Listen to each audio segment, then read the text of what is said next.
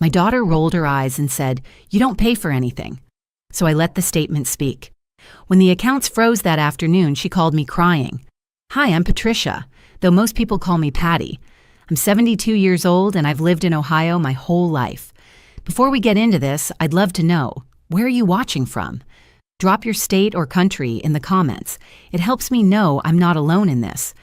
Now let me tell you how I learned that sometimes the people who take you for granted need to learn what life looks like without you. It started on a Tuesday morning in March. I was sitting at my kitchen table, the same table where I'd served my daughter Rachel breakfast for 18 years, helped her with homework, listened to her teenage heartbreaks. The morning sun was coming through the lace curtains I'd made myself, and I was looking at my phone, scrolling through my bank app. Rachel had stopped by the night before. She's 34 now, works in marketing for some tech company downtown, always dressed in those sharp blazers and heels that click against hardwood floors. She'd come over for dinner, pot roast, her favorite since she was 6 years old. "Mom, this house is so outdated," she'd said, waving her fork around my dining room. "You really should renovate. Get rid of all this old lady stuff." Old lady stuff. The antique hutch that had been my grandmother's. The china cabinet holding dishes from my wedding 45 years ago. The family photos in frames I'd carefully selected and arranged. I'd smiled, swallowed the hurt. "Maybe someday, sweetheart." Then came the real reason for her visit. "So, Mom, Brad and I are thinking about Cancun for our anniversary. The resort is only $3,000 per person for the week. I was thinking you could help us out, as an anniversary gift." Brad. Her husband of 6 years. Nice enough guy, works in finance, always talking about investments and portfolios. They both made good money, really good money. Combined, they pulled in close to $200,000 a year. "That's expensive, Rachel," I'd said carefully. She'd sighed, that particular sigh children save for parents they think are being difficult. "Mom, you don't understand. We work so hard. We deserve nice things. Besides, it's not like you have expenses. Your house is paid off and you get Social Security." I'd felt something crack inside me then, but I just smiled and said I'd think about it. The next morning, sitting at my table, I thought about it. I thought about a lot of things. I opened my banking app and started looking at the account I'd set up for Rachel when she turned 25. It was supposed to be for emergencies. I was listed as the primary account holder, but I'd given her full access. Over the years, I'd deposited money here and there, birthday gifts, Christmas money, helping her build a safety net. I looked at the transaction history, and that's when my blood ran cold. The transactions went back months, no years. Scrolling through that history was like watching my daughter's entire life of entitlement play out in dollar signs. Designer handbags, $1,500 at Louis Vuitton, $2,200 at Gucci, spa days, wine bars, high-end restaurants 3-4 times a week, a $600 charge at some boutique I'd never heard of, another $800 at Nordstrom. My hands started shaking. This wasn't emergency money. This was Rachel's personal ATM, money I'd put in there from my own modest savings, from the life insurance policy I'd cashed in after my husband Frank died 8 years ago, from selling off little things I didn't need anymore. I'd been living on $1,200 a month in Social Security. I clipped coupons. I bought generic brands. I wore the same winter coat I'd had for 15 years because it still worked fine. I'd canceled my cable to save money, just kept basic internet so I could video chat with my sister in Florida. And my daughter had been spending thousands of my dollars on luxury items. The account had started with $43,000. Now it had $9,000 left, $34,000. Gone. I sat there for 20 minutes, just staring at that screen. The grandfather clock in the hallway, Frank's grandfather clock, ticked away the silence. Outside, Mrs. Henderson was walking her little terrier like she did every morning at 9. Everything felt normal, but nothing was normal. I called Rachel. She answered on the third ring, sounding distracted. "Hey, Mom, I'm about to go into a meeting. We need to talk about the account," I said. My voice sounded strange, even to me. Flat. Cold. "What account?" The emergency account. The one I set up for you. A pause. Oh, yeah, what about it? You've spent $34,000, Rachel. Another pause, longer this time. Then, Mom, I can explain. I'm listening.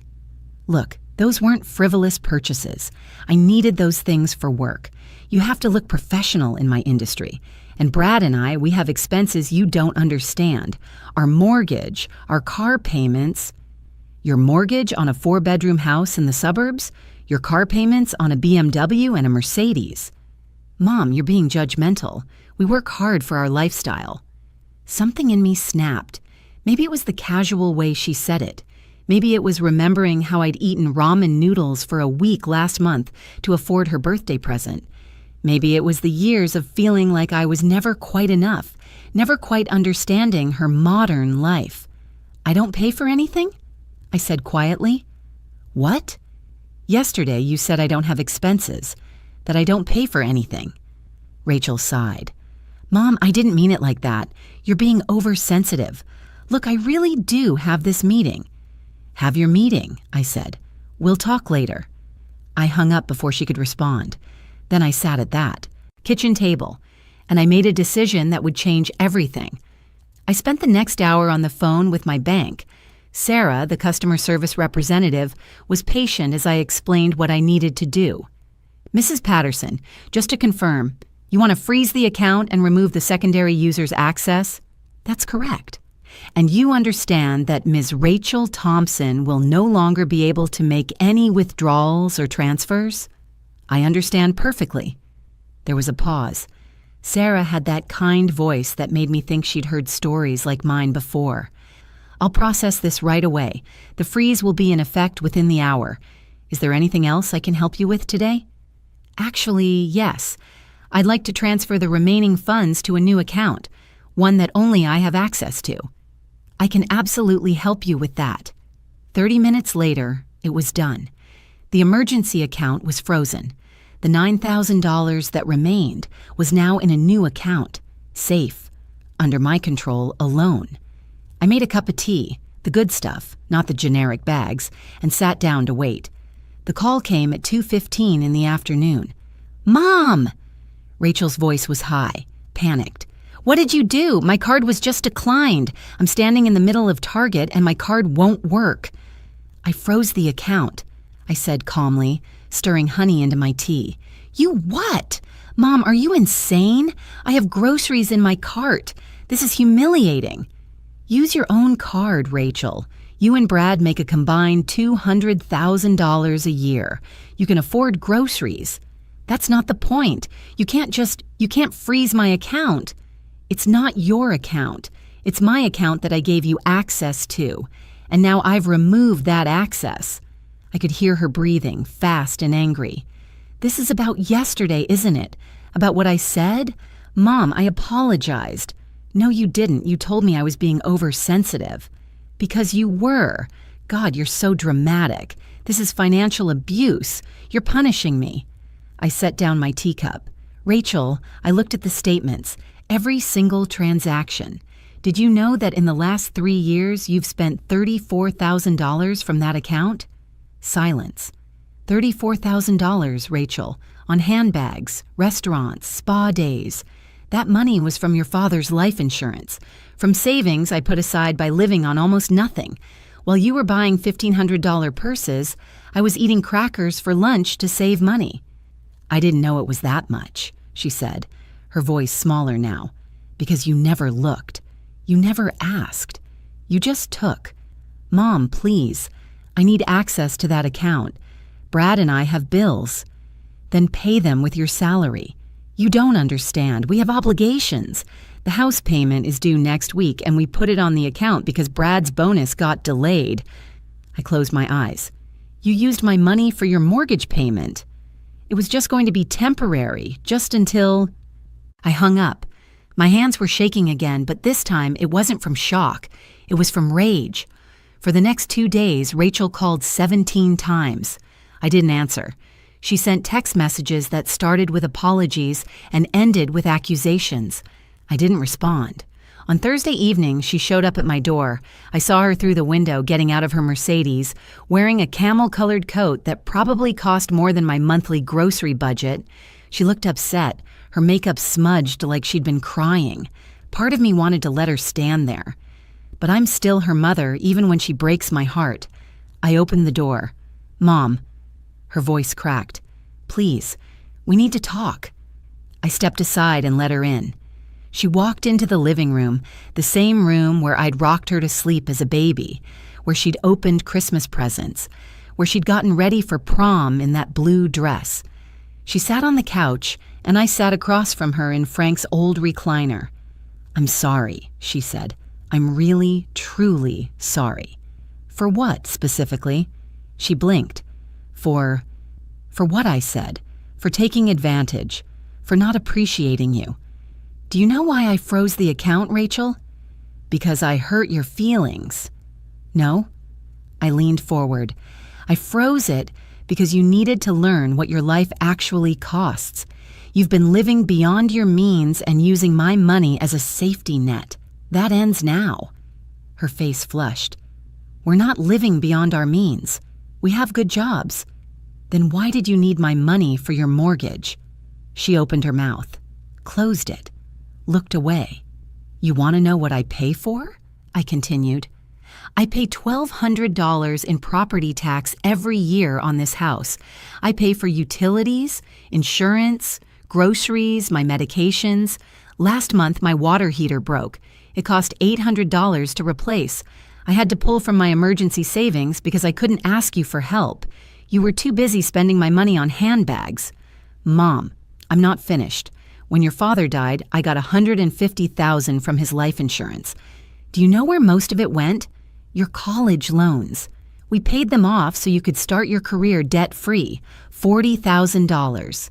Then your wedding, $28,000. Then the account I set up for you, which you drained buying things you don't need."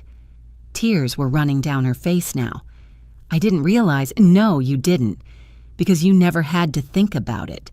Money just appeared when you needed it, and you assumed it always would." She wiped her eyes with the back of her hand. "What do you want me to do? I want you to pay your own bills. I want you to budget. I want you to understand that just because you can buy something doesn't mean you should. And the account stays frozen. The money that's left is mine. I earned it, I saved it, and I'm going to keep it for my own emergencies." She stood up abruptly. "So that's it? You're just cutting me off? What kind of mother does that?" "The kind who's tired of being taken for granted." Rachel stared at me like I'd slapped her. "You're being cruel." "No, sweetheart. I'm being a parent, something I should have done a long time ago." She grabbed her purse, one of those designer bags I now knew cost more than my monthly income. "Brad was right. He said you'd do something like this. He said you were controlling." That stung. "Brad said that?" "He sees how you are, always acting like you're some kind of martyr. Poor Patty, living on her little Social Security check. Well, maybe if you'd actually built a career instead of being a housewife, you'd have more money." The words hung in the air like poison. I stood up slowly. My knees hurt, arthritis that I couldn't always afford the good medication for, but I stood up straight and looked my daughter in the eye. "Get out of my house. Mom, get out." She left. The door slammed hard enough to rattle the picture frames on the wall. I sat back down in Frank's chair and cried for the first time since the funeral. Not quiet tears, but the kind of sobbing that comes from somewhere deep and broken, because that's what this was. Broken. My relationship with my daughter, the little girl I'd nursed through chicken pox and held during thunderstorms and cheered for at every school play, she was gone. In her place was this stranger who thought I'd wasted my life. I'd been a housewife. I'd raised Rachel and her brother Tommy while Frank worked construction. We'd made that choice together, Frank and I, because we wanted our kids to have a parent home. We'd sacrificed so much. I'd gone without new clothes, without vacations, without the things other women had, because my children came first, and now my daughter thought I was nothing. That night, I couldn't sleep. I lay in bed staring at the ceiling, listening to the house settle, thinking about everything. Around 3 in the morning, I got up and went to Frank's office. I'd kept it mostly the same since he died, dust covers over his desk and filing cabinet, but his papers were still organized the way he'd left them.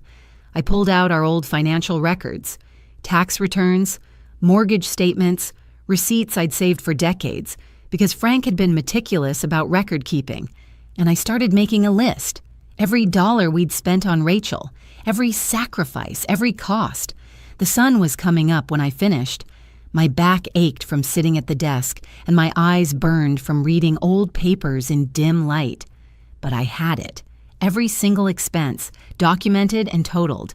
College, $43,000 in loan payoffs plus $32,000 in tuition and expenses we'd paid directly. Wedding, $28,000. Her first car, $8,000. Down payment help for her first apartment, $6,000.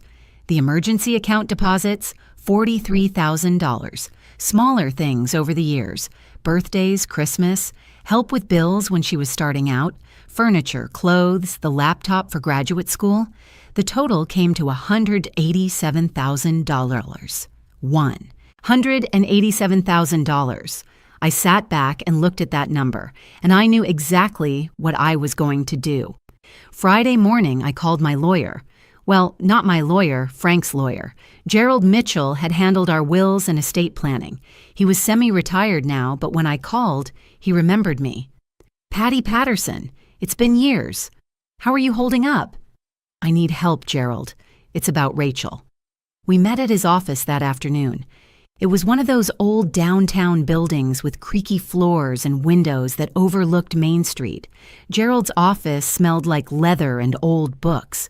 I told him everything, showed him my documentation, the account statements, the list of expenses. He listened without interrupting, his fingers steepled under his chin, and when I finished, he was quiet for a long moment. What do you want to do, Patty? I want her to understand, really understand, what she's taken, what she's thrown away.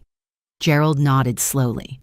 I can draft a formal accounting, a detailed breakdown of every financial contribution you and Frank made to her life. It won't have legal weight for recovery. These were gifts, not loans, but it will be official, documented. That's what I want. And then what? I thought about this all night into the morning through the drive to his office. And then I want to revise my will.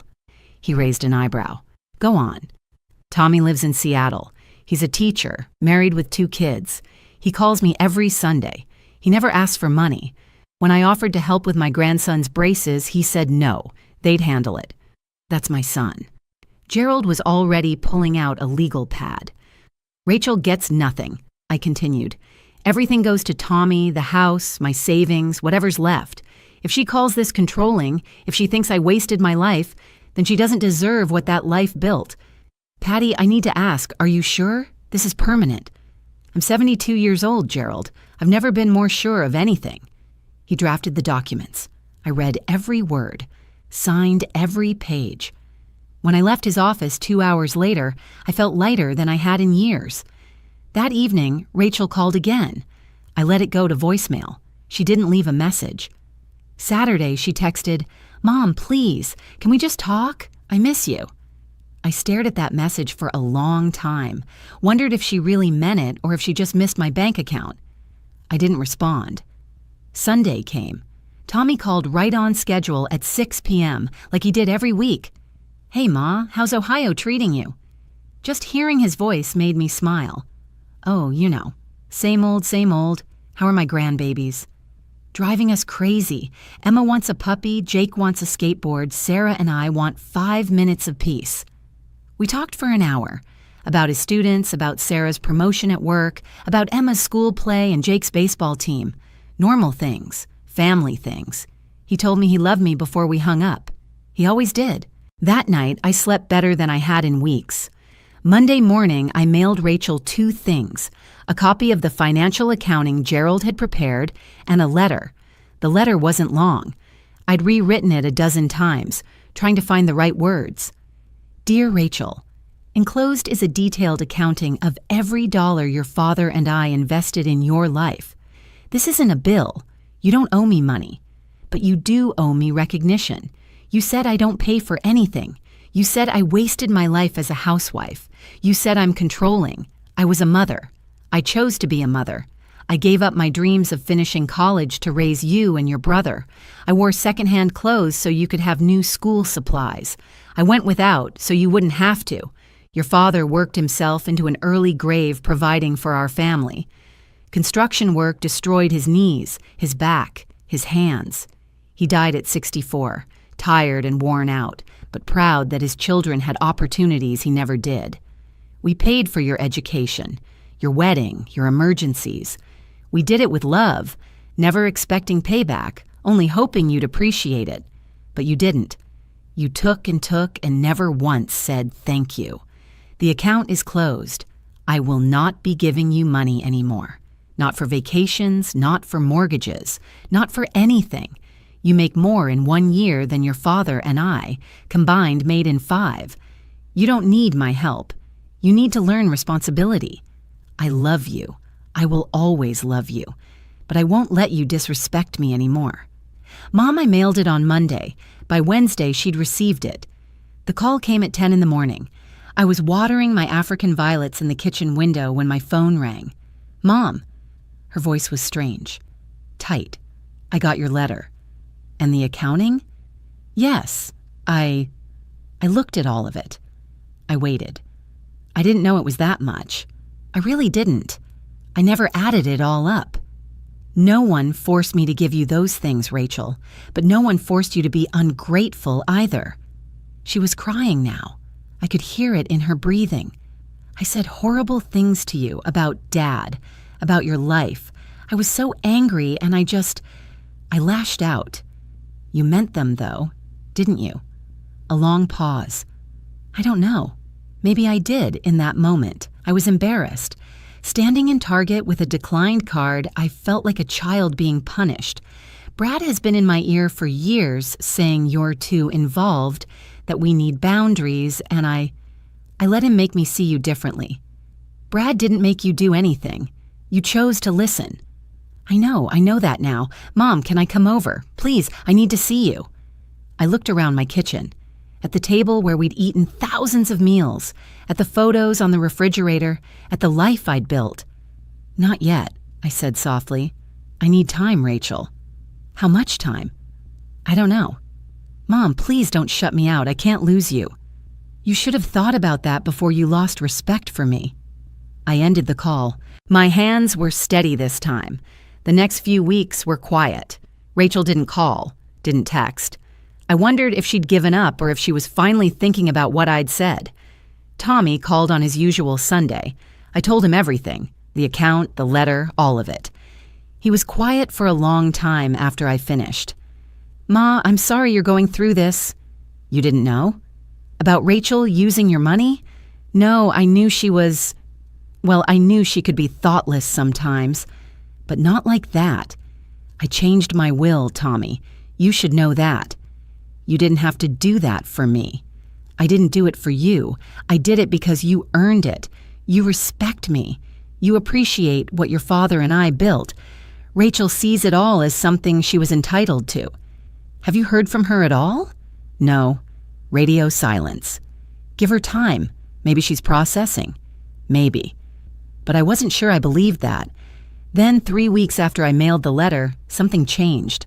I was at the grocery store doing my weekly shopping with my carefully organized coupons when I saw Brad, Rachel's husband. He was alone, standing in the cereal aisle staring at prices like they were written in a foreign language. He saw me and went pale. Patty, hi. Brad. He shifted his weight, uncomfortable. How have you been? Fine, you? Good, yeah, good. He clearly wasn't good. He looked tired, stressed. Listen, I wanted to apologize for what Rachel said to you, the stuff about your life, about Frank. That wasn't okay. Did you tell her to say those things? His jaw tightened. I may have expressed frustrations about boundaries, but I never told her to disrespect you like that. But you agreed with her. He looked away. I thought you were too involved in our finances. I thought Rachel relied on you too much. I wanted us to be independent. You are independent, Brad. You both make excellent money. Yeah, well, he laughed, but it was bitter. Turns out we were living beyond our means, way beyond. When you cut off the account, we had to actually look at our budget. We're $30,000 in credit card debt. Our mortgage is higher than we can really afford. The car payments alone are killing us. I didn't say anything, just stood there with my cart full of generic brands and sale items. We're selling the Mercedes, he continued, getting something used. We canceled our gym memberships, our streaming services, our wine club. Rachel is devastated. She should be devastated about losing her mother, not her luxuries. He nodded slowly. You're right. She knows that now. She's been different since your letter. She reads it every night. That doesn't change what she said. No, it doesn't.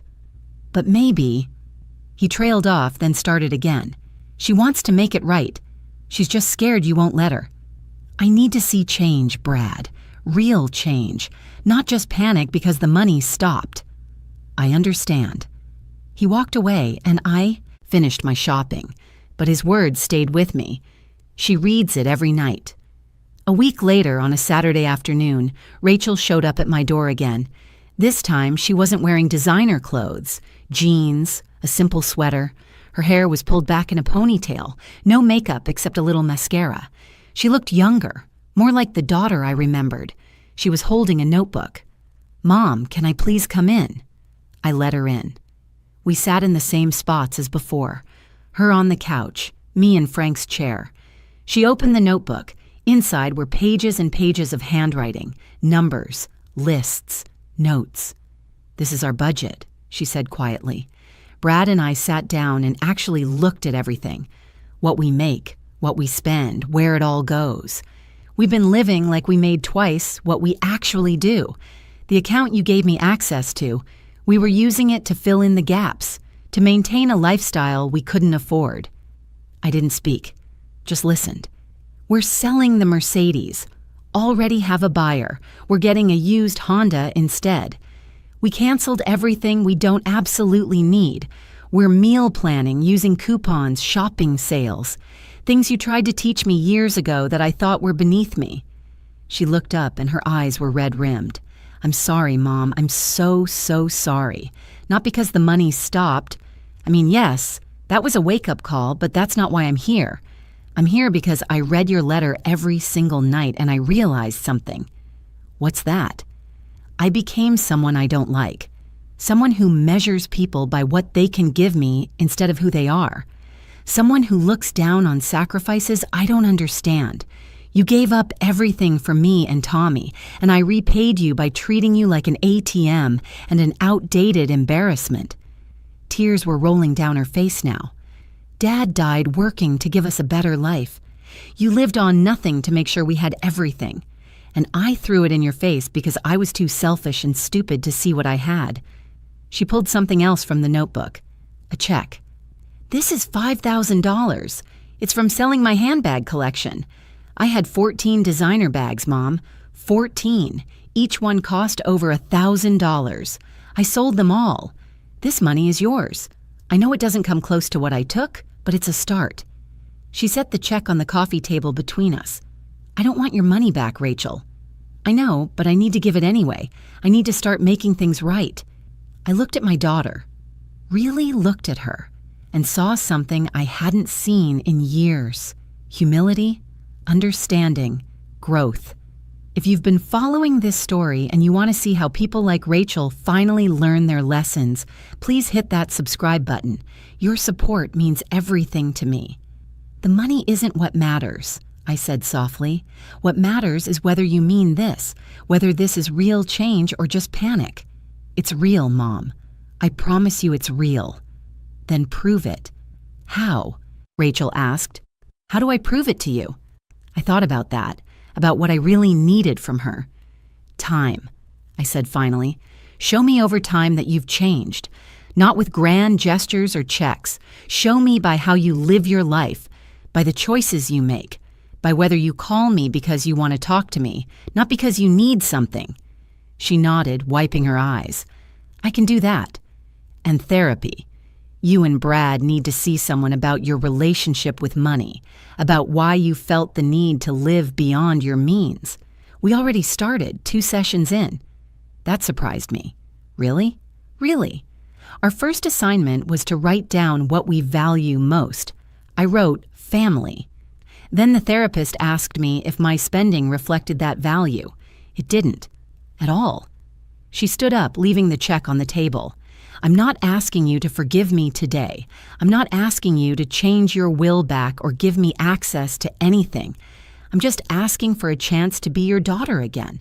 The real kind, not the kind who only shows up when she wants something." I stood too, my knees protesting. "That's all I've ever wanted, Rachel." She moved toward me hesitantly, and I opened my arms.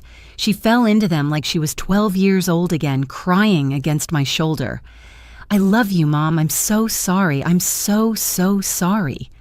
"I love you too, sweetheart." We stood there for a long time.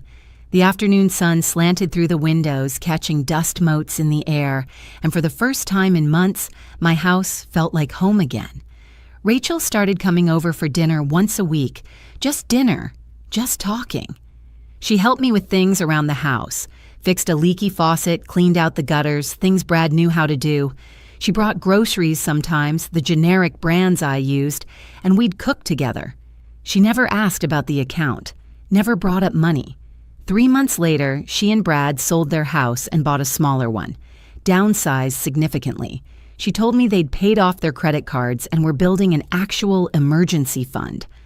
6 months after that, on what would have been Frank's 72nd birthday, Rachel brought me a gift. It was a photo album. Inside were pictures I'd never seen, photos she'd taken over the years. Me and Frank at her college graduation, me helping her get ready on her wedding day, me holding her when she was hours old. On the first page, she'd written, "To the woman who gave me everything and asked for nothing but respect. I'm sorry it took me so long to see you. I love you, Mom." I cried reading it. Good tears this time. Did I change my will back? Not yet. Maybe someday. Maybe when I'm sure the change is permanent. But I got my daughter back. The real one. The one who remembers where she came from and values the people who got her there. And that, more than any amount of money, is worth everything.